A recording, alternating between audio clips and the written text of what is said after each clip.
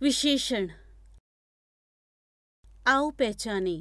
नायरा द्वारा अपनी माँ को लिखे हुए पत्र को पढ़िए और समझिए। प्रिय माँ, नमस्कार। आज मैं अपने मित्र सखी के 8वें जन्मदिन पर गई थी। उसने लाल रंग की फ्रॉक पहनी थी।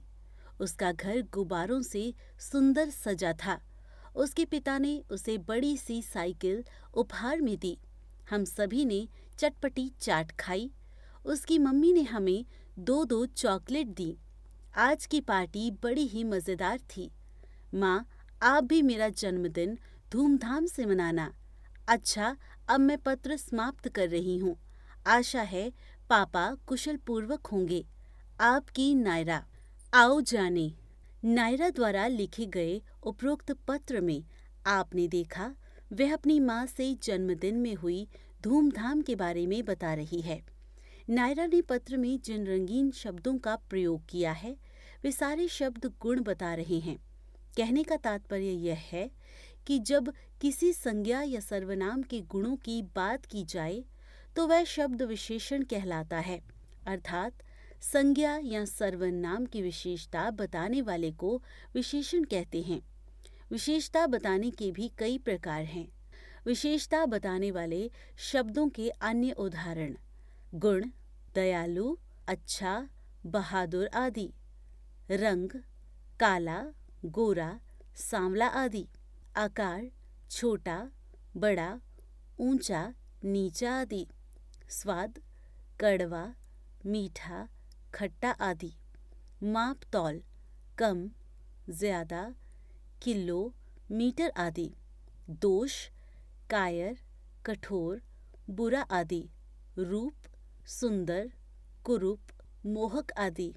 अवस्था, बचपन, बुढ़ापा आदि। काल, नया, पुराना, दैनिक आदि। विशेष्य, विशेषण जिन शब्दों की विशेषता बताते हैं वे विशेष्य कहलाते हैं।